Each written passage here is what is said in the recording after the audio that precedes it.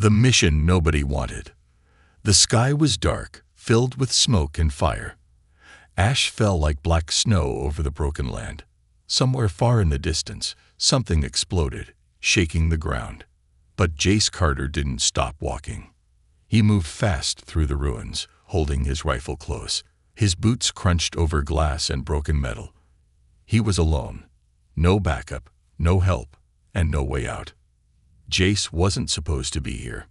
This mission was given to the entire team. But one by one, they all said no. Too dangerous, said one. A waste of time, said another. They're not even human, whispered someone. But Jace didn't care. The message was clear. 5 alien children were trapped deep inside the war zone. No food, no water, surrounded by enemy drones. The command said it was impossible, that saving them wasn't worth the risk. Jace thought about that for a long time. Then he packed his gear and went anyway. Now he was here, moving through fire and smoke. The planet was once a green world. Now it was hell. Buildings had fallen. Streets were filled with burned cars and bones. The war had taken everything. But Jace wasn't looking for a fight. He was looking for children. His radio crackled. "Carter, you're off mission. Return now." "That's an order." Jace turned the radio off. He reached a broken bunker. The metal door was bent. Something had clawed at it, trying to get in, or maybe trying to get out. He touched the door with his hand. It was still warm. He knocked once. No answer. Twice. Still nothing. Then, a soft voice, a whisper. "Help." Jace leaned closer. "Are you hurt?" he asked softly. A pause. Then, another whisper. "We're scared." Jace pulled out a tool and forced the door open. It groaned loud as it moved. Inside, the air was thick and dusty. The lights were out. He used a flashlight. And there they were. 5 small figures, hiding behind boxes, big eyes, thin bodies, different colors and shapes. One had wings. One had glowing skin. All were shaking. They were just kids. "It's okay," Jace said, dropping his weapon and raising his hands. "I'm here to help." The children didn't move. Jace reached into his pack and pulled out a heat blanket, then a water pouch. He placed them on the floor and stepped back. The smallest one came forward. She had silver skin and large black eyes. "You're human," she said quietly. "Yes," Jace nodded. "Humans kill," another child said. Jace looked at them. Not all humans. They stared at him for a long time. Then the silver-skinned girl stepped closer and picked up the blanket. She gave it to the others. Slowly, the children gathered around him. But the moment didn't last. Suddenly, a loud growl echoed from outside the bunker. Jace froze. The children grabbed each other. "What was that?" he asked. "The shadows," the silver girl whispered. "They eat us." Jace turned off the light. He looked toward the door, his body tense, his finger close to his weapon. Another growl, closer this time. Then something slammed against the bunker, hard. Dust fell from the ceiling. The children screamed. One of them started to cry. Jace moved fast. He helped them into a small crawl space at the back of the room. It was narrow but safe. "Stay here. No sound. I'll protect you," he said. He moved to the door, heart pounding. He could hear breathing on the other side. Slow, heavy. Whatever it was big. And it knew he was in there. Jace waited, not breathing. Then, the door moved. Claws scratched at the metal. Jace held his rifle up. Sweat ran down his face. He aimed, ready. But then, silence. Nothing. Gone. He waited 5 more minutes. Still nothing. The sound had stopped. He turned back to the children. "We're okay," he whispered. But inside, he knew they weren't. He had landed in hell with no exit plan, no help, and 5 alien kids who didn't trust him. And somewhere out there in the smoke and shadows, something was hunting them. He had no choice now. This was his mission. Even if it was the mission nobody wanted. Surrounded by shadows, the night didn't feel normal anymore. It felt alive, like it was breathing. Jace Carter sat in the corner of the bunker, his rifle resting across his lap. The alien children were asleep, curled up beside each other under heat blankets. They had stopped crying hours ago, but their faces still showed fear even in their dreams. Jace didn't sleep. He couldn't. Something had followed them. Something that made no sound but left the air cold. He had faced many things in his life: enemy fire, ambushes, death. But this felt different. It felt like the darkness itself was watching him. Hours earlier, the bunker door had been clawed. Jace had sealed it shut with scrap metal and wires, but it wouldn't last forever. The children, 5 of them, had told him about the creatures. "They come when it's quiet," said the winged boy, barely able to speak. "They hate light," whispered the glowing-skinned girl, her hands trembling. Jace had asked them what the creatures were called. "They don't have names," said the smallest one, the silver-skinned girl who seemed the bravest. "But they come from the sky holes. They eat light. They eat everything." Jace didn't understand it fully, but he had learned one rule in war: when children speak of monsters, believe them. Now, suddenly, a sharp sound, like nails on metal, echoed through the bunker. Scratch. Then silence. Jace stood up quietly. He moved toward the door, stepping over broken rubble and debris. The children didn't wake, but their bodies twitched. Their minds knew danger was near, even in sleep. Scratch. Scratch. Tap. Something, or someone, was outside. But Jace noticed something strange. The sensor lights he placed near the entrance were dead. Batteries drained. Wires fried. But they had been fine 2 hours ago. How? What did this? He peered through a crack in the door. Nothing. Only smoke and black shadows swirling outside. Then, a shadow moved. Not like a person. Not like an animal. It moved too fast, too smoothly, like liquid crawling across the ground. Then it vanished behind a wall. Jace stepped back, heart racing. He had to protect the children. He grabbed a flare from his bag. He lit it and threw it just outside the door. The red light burst to life. And for a split second, he saw it. A shape. Tall. Thin. Eyes like burning holes. And then it screamed. Not like any scream Jace had ever heard. It was cold, sharp, like 1,000 glass shards cutting through his brain. The children woke, all of them screaming and holding their ears. Jace fell to one knee. Blood dripped from his nose. Then, it stopped. Silence again. Jace pulled himself up, his hands shaking. The flare still burned outside, but the shadow was gone. Or maybe it had gone deeper. He turned around. The children were hugging each other, terrified. The silver-skinned girl, Luma, stood up. "They're here," she said. "They know you're helping us." Jace looked at her, surprised. "How do you know that?" he asked. "They speak to us.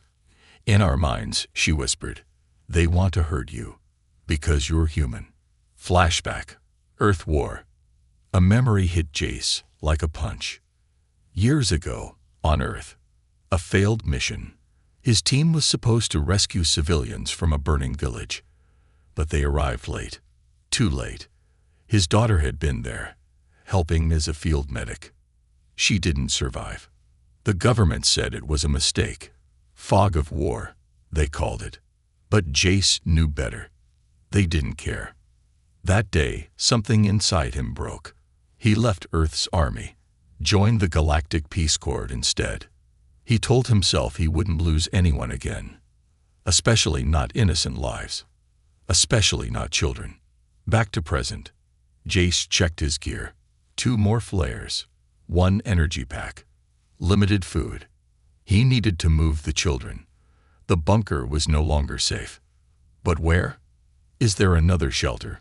He asked the kids. The winged boy nodded. Underground tunnel. South, under the old school. Jace pulled up his map. The school was 3 clicks away. Not far. But in this hellish place, 3 clicks might as well be 100. He made his decision. We're moving. Now. The children followed him quietly, too scared to speak. They stepped into the night. The flare outside had died out. Only darkness remained. Jace led the way, flashlight low, weapon ready. The shadows were quiet now. But he could feel them, watching. The escape. The team moved through destroyed streets. They stayed close to walls, avoiding open spaces. Twice, Jace had to stop. Once when a drone flew overhead. Once when something moved in the fog. But they reached the school. Or what was left of it. The roof was gone. Fire had eaten half the building. But the entrance to the underground shelter was there, hidden under rubble. Jace pulled the door open. Then he stopped. There was something down there. Not a sound, but a smell. Blood. He looked at the kids. They trusted him now. Their eyes said one thing. Protect us. He nodded. Stay here, he said. I'll go first. Jace climbed down. The darkness swallowed him. The betrayal signal. The stairs groaned under Jace's boots as he went deeper into the underground shelter. Dust filled the air. His flashlight flickered. The smell was thick, like burned metal and dried blood. He kept his weapon ready. Every step felt like it could be his last. Behind him, at the top of the stairs, the alien children waited in silence. Jace reached the bottom. The hallway stretched out in both directions. Broken lights hung from the ceiling. Old lockers lined the walls. Some were open. Some had scratch marks. He wasn't alone down here. Not anymore. 10 minutes earlier, outside the destroyed school, Jace had found the hidden hatch buried beneath rubble. It had taken all his strength to pull it open. When the heavy door finally moved, a wave of cold air rose from below. Luma, the silver-skinned girl, had pulled on his jacket. There's something down there, she said softly. Jace looked into her eyes. She wasn't just guessing. She knew. Still, they had no choice. The shadows were closing in. They couldn't stay on the surface. I'll go first, Jace had said. Now, down in the shelter, he realized she was right. Something had happened here. Now, he followed the hallway deeper. Every few feet, he checked the walls and ceiling. No traps, no movement. But the feeling in his chest grew heavier. At the far end of the corridor, a door stood half open. A strange, pulsing light came from inside. He moved closer. Inside was a control room, old, half destroyed, but still powered by backup batteries. He stepped in. The air was cold, too cold. Monitors blinked. Most were broken, but one screen still worked, glowing blue.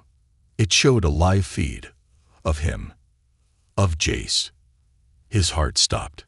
The camera had been watching him, recording him, broadcasting to someone. He reached for the controls, and then the screen changed. A face appeared. Cold, angry, human. General Miles, from Earth Command. Carter. The voice barked through the speaker. You've gone too far. Jace stepped back in shock.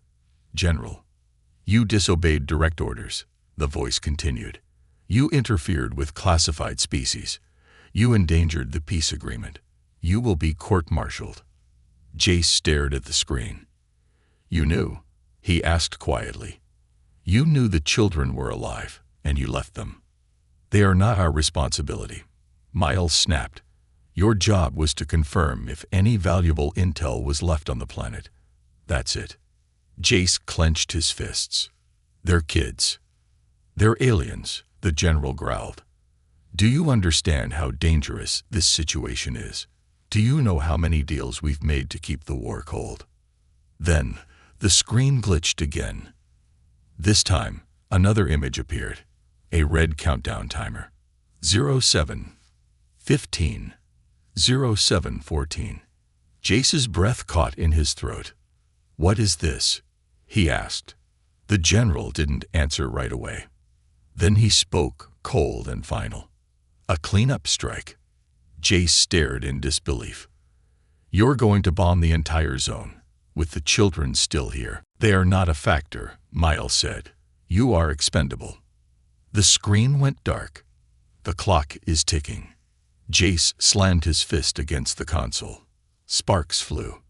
He ran back to the hatch, climbed the stairs fast, and reached the surface. The kids looked up, confused. "We're leaving," he said. "But we just got here," one of them said, rubbing tired eyes. "Now," Jace barked. He didn't have time to explain. He opened his map. The only safe place now was an old mining shaft 2 miles north. Deep, hidden, maybe strong enough to survive the blast. 2 miles, he whispered. "We can do it." He turned to the children. "I need you to run. No stopping. No talking. Stay close." They nodded. Even Luma didn't ask questions this time. One missing. They started running. Through ash and fire, over broken roads and under fallen signs. Every second, the timer ticked closer to death. Jace checked his wrist display. 0420. Then he did a head count. 1, 2, 3, 4. Luma was gone. Jace spun around. "Luma?" No answer. Panic rose in his chest. "She was behind me," one child said. "I saw her trip," said another. Jace cursed under his breath. He turned to the others. "Keep running. The shaft is straight ahead. Go inside. I'll find her. But go." He turned and sprinted back. Through fire and shadow, Jace ran through burning debris. His lungs screamed. His legs burned. He searched every corner. Then he heard it. A weak voice. "Help." He followed the sound, diving under a collapsed walkway. There, Luma, stuck beneath a steel beam. Blood on her forehead. Eyes barely open. Jace didn't speak. He just moved. He lifted the beam with everything he had. His muscles screamed. The metal cut into his hands. But he didn't stop. He pulled her free. She coughed. "You came back." Jace smiled through the pain. "I said I wouldn't leave anyone." He carried her in his arms. The sky above them turned orange. The sound of a missile screamed in the distance. 00:47. Into the deep. Jace reached the mining shaft just in time. He dove inside, sealing the blast door behind him. The other kids ran to help him carry Luma. They all squeezed together, far down in the tunnels. Then, boom. The world above them exploded. The tunnel shook. Rocks fell. The lights went out. Everything went dark. And then, silence. Jace lay on the floor, breathing hard. Blood on his face, arms around the children. They were alive. But now, trapped. No signal, no food. And no one knew they were still breathing. One missing, all dead. Jace Carter opened his eyes to darkness. His ears rang. Dust choked the air. His chest ached. But the sound that scared him most was silence. There were no voices, no cries, no breathing, no children, buried alive. The mining shaft was sealed tight. Rocks had fallen during the blast. Metal beams had bent inward. The blast door had held, but just barely. Jace pushed himself up slowly. His ribs burned. Blood trickled down his face. He tried to stand, but the ground swayed under him. "Kids," he called out, coughing. "Luma, where are you?" Nothing. Just the sound of falling dust and creaking steel.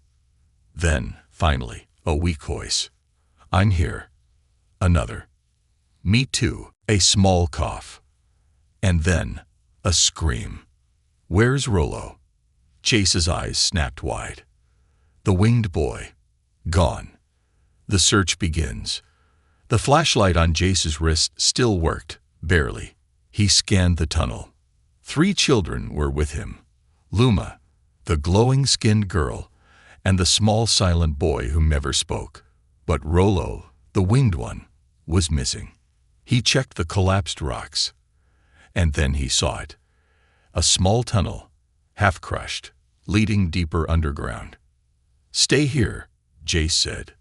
"No," Luma said, grabbing his sleeve. "You can't go alone." "I have to." He could be dying. Luma's eyes filled with tears. "If you go, what if we lose you too?" Jace knelt beside her and placed a hand on her shoulder. "I'm not leaving him. And I'm coming back. I promise." The narrow way. The tunnel was tight. Jace had to crawl. His body ached with every movement. Dirt fell from above. His flashlight flickered. He called out, again and again. "Rollo." No answer.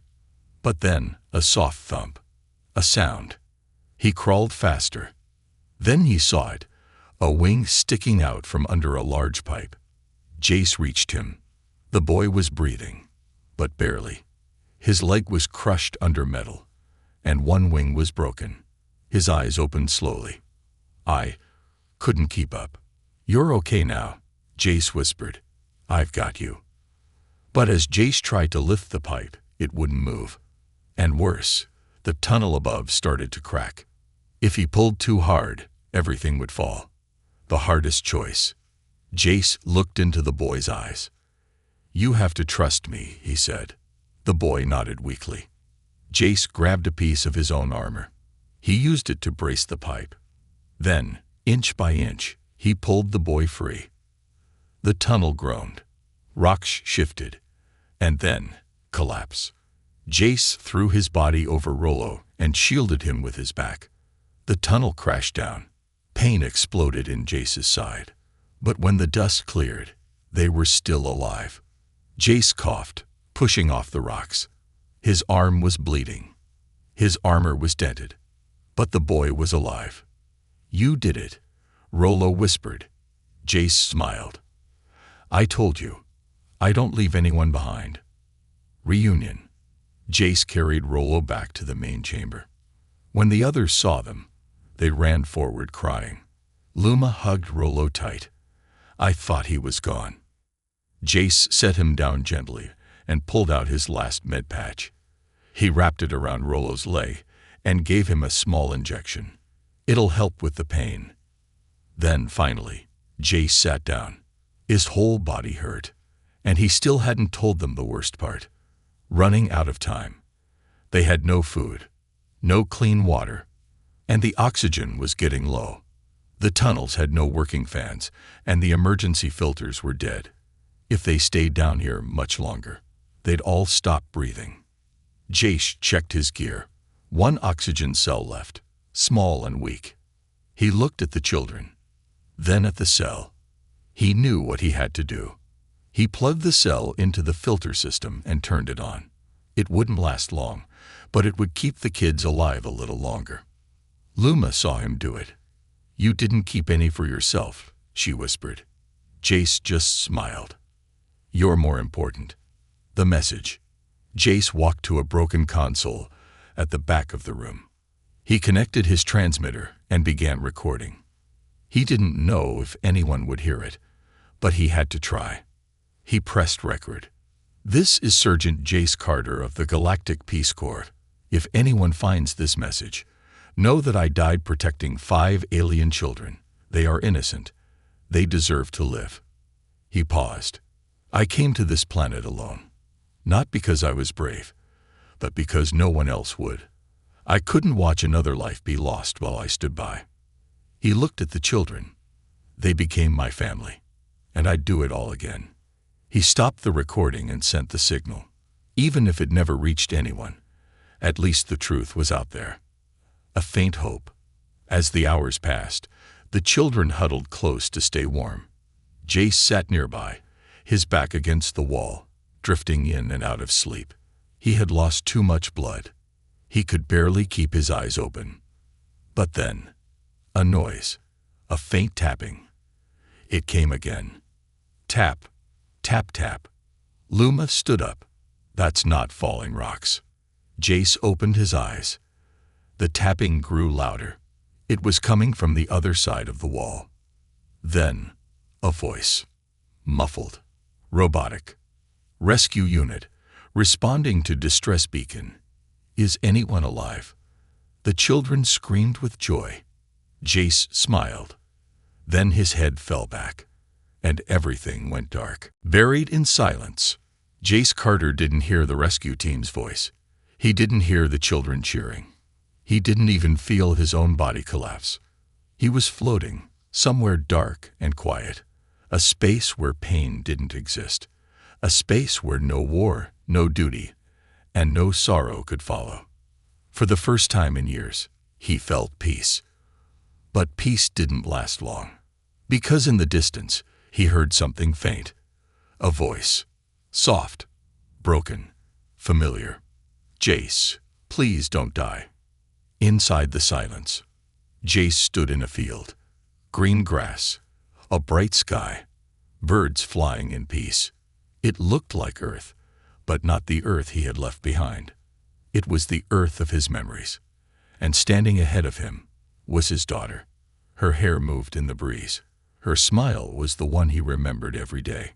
"You did good, Dad," she said. Jace walked closer. His hands shook. I couldn't save you. You saved them," she said gently.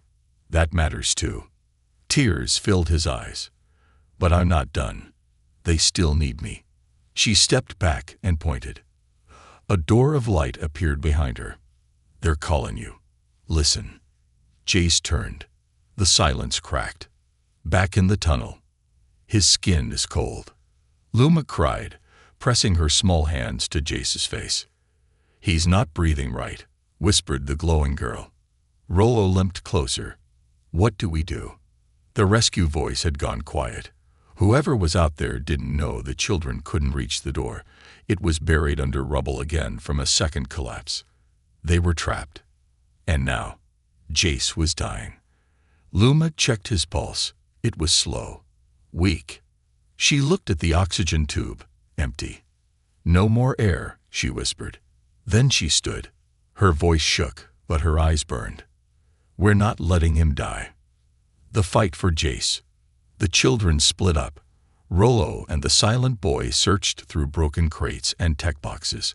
The glowing girl found old wires and lights. Luma tore into the remains of the broken air filters. They didn't have Jace's knowledge. They didn't have training. But they had hope. They had him. And that was enough. Outside, the rescue team. On the other side of the tunnel wall, Commander Vec, a tall, insectoid alien in galactic rescue colors, stood with a team of engineers. "We got a ping," Vec said. "Faint life signs. But it's unstable." "Survivors?" his second-in-command asked. "Yes," Vec nodded. "But the rocks are unstable.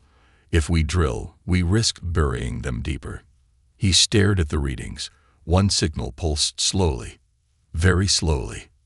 Whoever that is doesn't have long. The kid's invention. Inside, the children worked in silence. Rollo found a small power core, cracked, but still sparking. Luma connected the oxygen pump to old parts of the mining fan system. The glowing girl lit up her entire body and used it to charge a tiny circuit board. And then, it worked. The air began to move. Weak at first, but enough. They dragged Jace closer to the filter, held the tube near his mouth, pressed it to his chest, and waited. 1 second. 2. Then, a cough. His body twitched. Another cough. His eyes opened, blinking slowly. "Luma?" She burst into tears. "You're back," she whispered. He smiled. "Told you I'd come back." The final push. Jace sat up slowly, pain stabbing every part of his body. "What happened?" he asked. "You collapsed," Rollo said, "We saved you." Jace looked around, at the powered-up vent, at the wiring, at the faces of 5 scared but determined alien children. He smiled. "You kids are incredible." Then the wall vibrated again. This time, clearer. "Rescue team, can you respond?" Jace pressed his wrist beacon. "This is Jace Carter. 5 alien children and 1 human inside. Still alive." A pause. Then, "Hold on, Sergeant. We're getting you out." Breaking through. Outside, Commander Vec gave the order. "Begin laser drill. Full caution. They're alive." The machine buzzed to life, carving through rock. Inside, Jace covered the children with his arms as dust rained down. Then, light. A beam cut through the tunnel wall. Metal hands reached in. The wall broke. And for the first time in days, the children saw the sky. News spreads across the galaxy. The rescue made headlines. The images were everywhere. A wounded human soldier carrying alien children through fire and destruction. Galactic news called him the soldier who defied orders to save innocents. But Earth Command was silent. They didn't want the story told. But the truth had already escaped. Jace's recorded message was leaked. People wept. Some were angry. Some were ashamed. Millions demanded answers. And one question echoed everywhere. Why did a human risk his life for aliens when no one else would? But Jace wasn't thinking about that. He sat on the edge of the rescue ship, bandages on his chest, and watched the stars go by. Luma sat beside him. "You scared me," she said softly. "I scare myself sometimes," Jace replied with a tired smile. "Are we safe now?" "For now," he nodded, "but the real fight's just beginning." She looked up. "Will they try to punish you?" Jace looked away. "They might." "Then we'll speak for you," she said, standing tall. "All of us." Jace looked at the 5 children, now sitting together, smiling, alive. He nodded slowly. "They tried to bury us," he said. "But they didn't know. We were seeds. Not all aliens are enemies." The courtroom was silent. 13 members of the Galactic Peace Tribunal sat in their silver chairs. Each was from a different world, scaled, furred, feathered, or machine. They stared down at one man. Jace Carter stood alone. No weapon, no armor, just scars on his body and on his heart. A voice echoed through the chamber. "Sergeant Jace Carter, you are charged with treason, unauthorized planetary interference, disobedience of direct orders, and endangering the Interplanetary Peace Pact. How do you plead?" Jace looked up. His voice didn't shake. "I did everything they said, and I'd do it again." The trial of the century. Across the galaxy, billions watched the live transmission. Some saw a criminal, a traitor to his human government. Others saw a symbol, a soldier who had risked his life to save 5 alien children when no one else would. But politics didn't care about kindness. Earth Command had pushed for this trial. They were embarrassed. They needed a scapegoat. Someone to blame. Someone to silence. Jace Carter was that man. And now, in front of the most powerful tribunal in the galaxy, he would be judged. Inside the tribunal hall, the 3-eyed judge from the planet Threx leaned forward. "You disobeyed a direct order from your command. Do you deny this?" "No," Jace replied. "You entered a classified zone and protected alien miners during a restricted operation. Why?" Jace took a breath. "Because they were alone. Because they were scared. Because they were kids." "Species is irrelevant," said a cold, robotic voice from another judge. "They were not human. They didn't have to be," Jace replied. "Pain is universal. Fear is universal. Innocence is universal." The chamber went still. Even the judges didn't respond. Outside the hall, a movement begins. While the trial continued, the children Jace had saved, Luma, Rollo, and the others, waited in a protected facility nearby. They were watched by security, fed, and given warm beds. But none of them were calm, because the man who saved them was now the one being punished. Luma looked out the window at the tribunal building. "We have to do something," she whispered. "But we're just kids," said Rollo. "They won't listen to us." Luma turned. "They didn't listen when they left us to die. They didn't listen when Jace went to save us. So we'll make them listen now." Back in the tribunal, a new voice rose. It was the Earth Ambassador, an older man with a sharp suit and colder eyes. He stepped forward, holding a datapad. "Let the record show," he began, "that Sergeant Carter disobeyed orders, entered restricted territory, and risked interplanetary conflict. His actions could have triggered war." Jace's jaw tightened. "But he didn't," he said. "I didn't start a war. I saved lives." The ambassador raised an eyebrow. "And what if those lives weren't worth saving?" Gasps echoed. Jace stepped forward. "I'll answer that," he said. "Their lives mattered, because I saw them cry.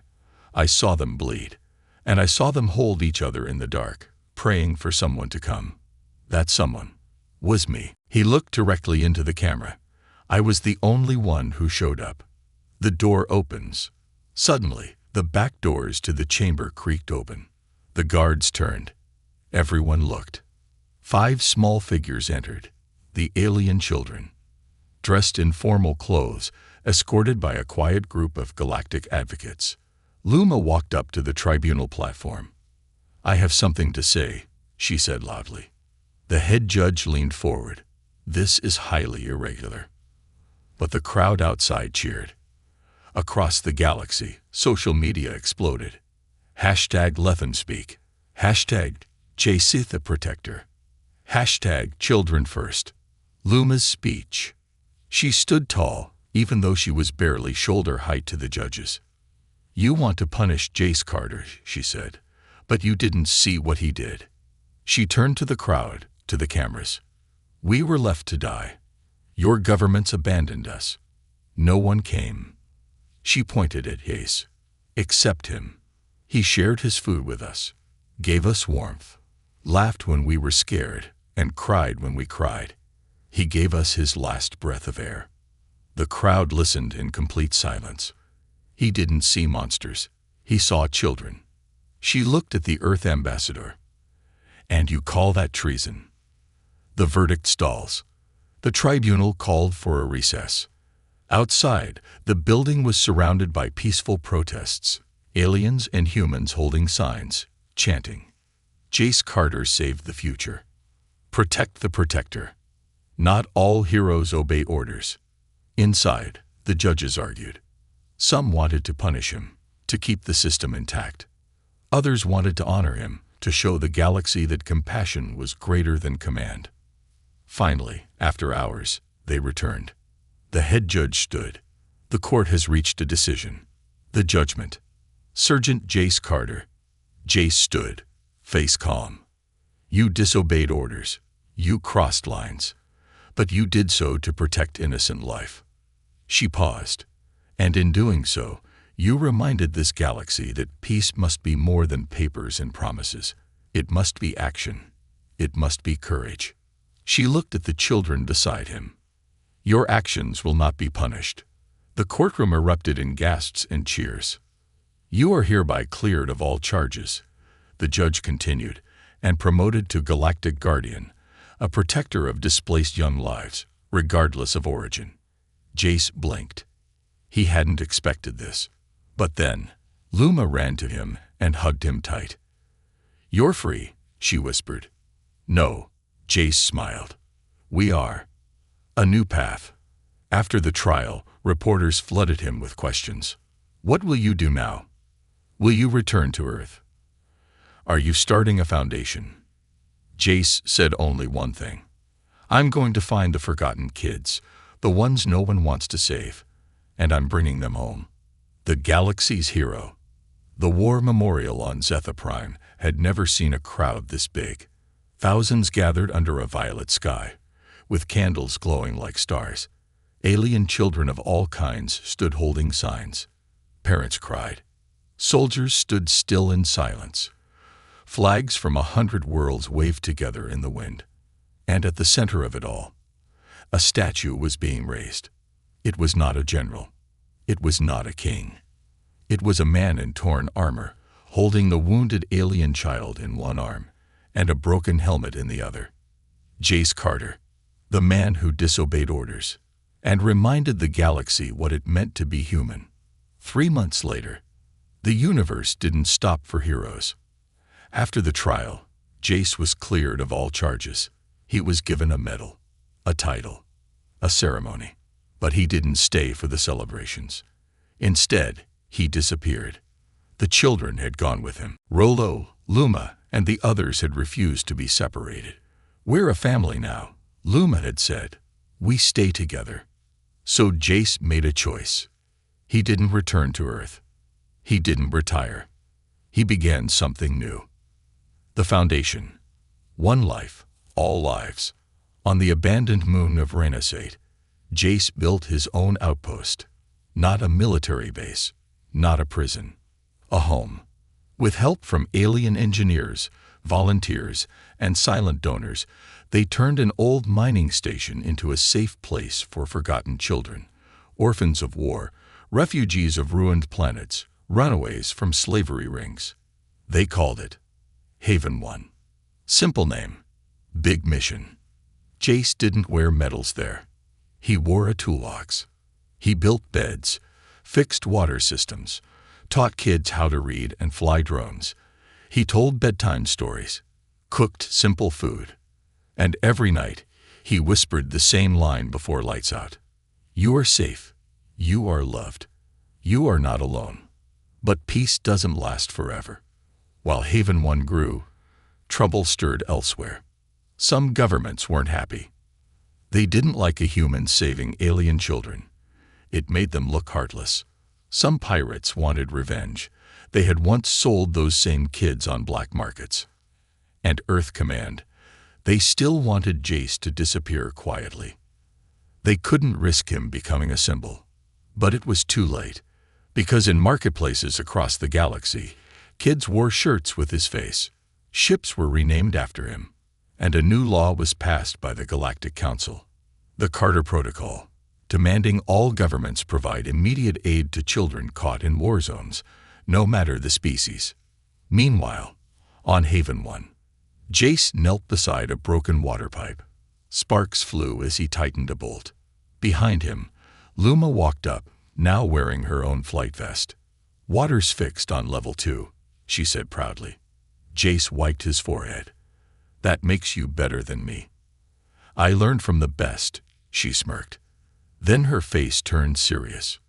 We got another call. From Grelix, a mining colony hit by raiders. Dozens of kids missing. Jace stood slowly. I'll prep the ship. Luma stopped him. You can't go alone again. I won't. She tossed him a datapad. It showed their team. Not soldiers, rescuers. Aliens, ex-refugees, former orphans. All trained, all ready, all carrying the name of their home proudly. Haven 1 response team. Jace smiled wide. You've been busy. Luma shrugged. You taught us not to wait for heroes. One more mission. The transport ship lifted from Haven's surface, engines roaring. Inside, Jace sat across from his team. Some nervous, some excited, all brave. He looked at each of them. Every face reminded him of a time he had failed, or won, or cried. Why are we doing this? Someone asked. Jace answered without hesitation. Because we know what it feels like to wait in the dark, hoping someone will come. The broadcast. That night, just before they landed on Grelix, Jace opened a private channel. The galaxy still watched him, so he gave them something worth watching. He spoke directly to the camera. I'm not a hero. I'm just a man who got tired of waiting for orders. I've seen too many kids buried under rubble while leaders argue over lines on a map. I don't care what species they are. I don't care what side they were born on. If they're in danger, we go. That's our law now. If you're out there, afraid, lost, hold on, we're coming." That message went viral in 6 hours. By the end of the week, 40 more planets had pledged aid. By the end of the month, 3 new havens were under construction. Statue unveiled. Zetha Prime. Back on Zetha Prime, as the final piece of Jace's statue was locked in place, the crowd fell silent. The speaker, an elder alien with 4 arms, spoke softly. "Today, we honor a man who reminded us that mercy is not weakness. That one person, acting with kindness, can save more lives than 1,000 armies." He did not wait for permission. He listened to a voice smaller than his own and followed it through fire. And in doing so, he became a hero not just to one world, but to us all. Final scene. Stars ahead. Jace stood at the edge of a cliff on Grillix, looking over a newly rescued group of alien children. They were tired, thin, scared, but alive. Luma stood beside him. She pointed at the stars. "Think they'll ever stop fighting up there?" she asked. Jace watched the stars twinkle. "No," he said, "but we'll never stop saving who we can." She nodded. And behind them, 100 tiny lights lit up the sky. Rescue ships, new allies, and hope arriving. One mission at a time. One life at a time. Because sometimes, it only takes one human to change the galaxy. The end.